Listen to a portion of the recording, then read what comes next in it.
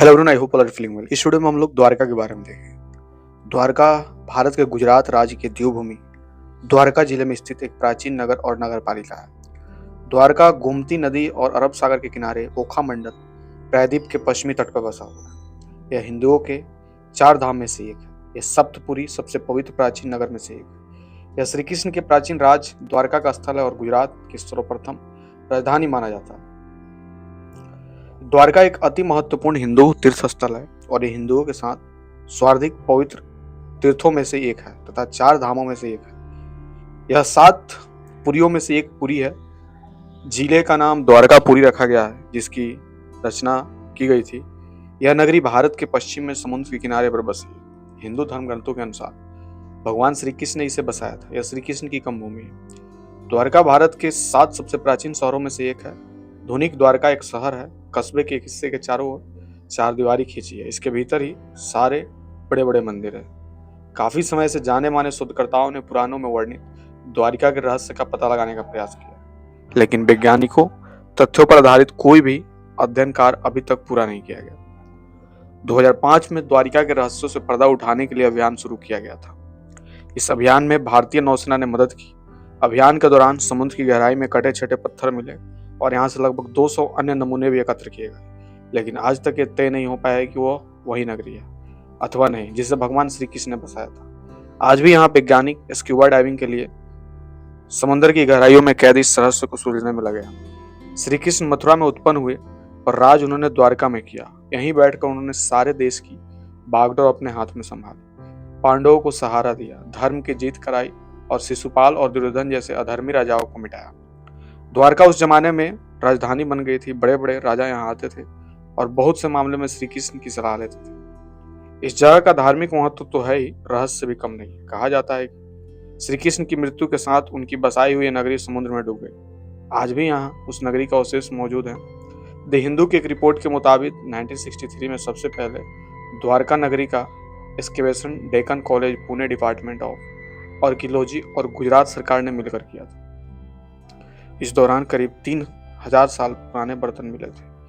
इसके तकरीबन एक दशक बाद आर्कियोलॉजिकल सर्वे ऑफ इंडिया की अंडर वाटर आर्कियोलॉजी विंग को समंदर में कुछ तांबे के सिक्के और ग्रेनाइट स्ट्रक्चर भी मिले। द्वारका के दक्षिण में एक लंबा ताल है, इसे गोमती तालाब कहते हैं। इसके नाम पर ही द्वारिका को गोमती द्वारका कहते हैं। इस गोमती तालाब के ऊपर 9 घाट हैं। इनमें सरकारी घाट के पास एक कुंड है जिसका नाम निष्पाप कुंड है। इसमें गोमती का पानी भरा रहता है।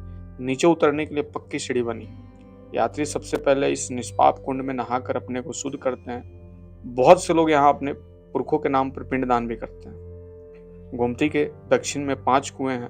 निष्पाप कुंड में नहाने के बाद यात्री इन 5 कुओं के पानी से कुल्ले करते हैं, तब रणछोड़ जी के मंदिर की ओर जाते हैं। रास्ते में कितने भी छोटे मंदिर पड़ते हैं, श्री कृष्ण जी, गोमती माता और महालक्ष्मी के मंदिर। रणछोड़ जी का मंदिर द्वारका का सबसे बड़ा और सबसे बढ़िया मंदिर है। भगवान श्री कृष्ण को उधर रणछोड़ जी कहते हैं। सामने ही कृष्ण भगवान की 4 फुट ऊंची मूर्ति है। यहाँ चांदी के सिंहासन पर विराजमान है। मूर्ति काले पत्थर की बनी है। हीरे मोती इसमें चमचमाते हैं। सोने की 11 मालाएं गले में पड़ी है। कीमती पीले वस्त्र पहने हैं। भगवान के 4 हाथ हैं। एक में शंख है, एक में सुदर्शन चक्र है, एक में गदा और एक में कमल का फूल। सिर पर सोने का मुकुट है। लोग भगवान की परिक्रमा करते हैं और उन पर फूल और तुलसी बल चढ़ाते हैं। चौखटों पर चांदी के पत्थर पड़े हैं। मंदिर की छत में बढ़िया बढ़िया कीमती झाड़ फानुस लटक रहे हैं। एक तरफ ऊपर की में जाने के लिए सीढ़ियां है। पहली मंजिल में अम्बा देवी की मूर्ति है। ऐसी 7 मंजिलें और कुल मिलाकर यह मंदिर 140 फुट ऊंचा है। इसकी चोटी आसमान से बातें करती है। कुशेश्वर शिव के मंदिर के बराबर दक्षिण की ओर 6 मंदिर है। इनमें अंबाजी और देवकी माता के मंदिर खास हैं। रणछोड़ जी के मंदिर के पास ही राधा, रुक्मिणी, सत्यभा और जाम्बवती के छोटे छोटे मंदिर। इनके दक्षिण में भगवान का भंडारा और भंडारे के दक्षिण में सरदा मठ है। सरदा मठ को आदि गुरु शंकराचार्य ने बनवाया था। उन्होंने पूरे देश के चारों कोने में 4 मठ बनाए थे। उनमें से एक यह सरदा मठ है। परंपरागत रूप से आज भी शंकराचार्य मठ के अधिपति हैं। भारत में सनातन धर्म के अनुयायी शंकराचार्य का सम्मान करते हैं। रणछोड़ जी के मंदिर से द्वारका शहर की परिक्रमा होती है। पहले सीधे गोमती के किनारे जाते हैं। गोमती के 9 घाटों पर बहुत से मंदिर हैं। सौलिया जी का मंदिर, गोवर्धन नाथ जी का मंदिर, महाप्रभु जी की बैठक। आगे वासुदेव घाट पर हनुमान जी का मंदिर है। आखिर में संगम घाट आता है, यहाँ गोमती समुद्र से मिलती है। इस संगम पर संगम नारायण जी का बहुत बड़ा मंदिर है।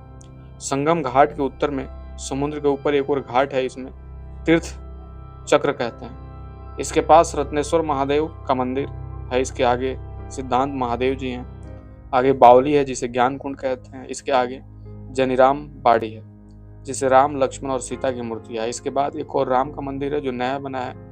इसके बाद एक बावली है जिसे सोमोत्री बावली यानी लक्ष्मी जी की बावली कहते हैं। काली माता और आशापुरी माता की मूर्तियां इसके बाद आती है। इनके आगे यात्री कैलाश कुंड पर पहुंचते हैं। इस कुंड का पानी गुलाब रंग का है।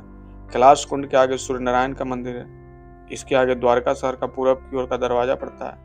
इस दरवाजे के बाहर जय और विजय की मूर्तियां हैं। जय और विजय बैकुंठ के भगवान के महल के चौकीदार हैं। यहाँ भी ये द्वारिका के दरवाजे पर खड़े उसकी देखभाल करते हैं। यहाँ से यात्री फिर निष्पाप कुंड पहुंचते हैं और इस रास्ते के मंदिरों को दर्शन करते हुए रणछोड़ जी के मंदिर में पहुंच जाते हैं। यहीं परिश्रम खत्म हो जाती है और यहीं असली द्वारका है। इससे 20 मील आगे कच्छ की खाड़ी में एक छोटा सा टापू है। इस पर बेट द्वारका बसी है। गोमती द्वारका का तीर्थ करने के बाद यात्री बेट द्वारका जाते हैं। बेट द्वारका के दर्शन बिना द्वारका का तीर्थ पूरा नहीं होता। बेट द्वारका पानी के रास्ते जा सकते हैं। तो ये थी छोटी सी इन्फॉर्मेशन, मिस्ट्री अबाउट द्वारिका।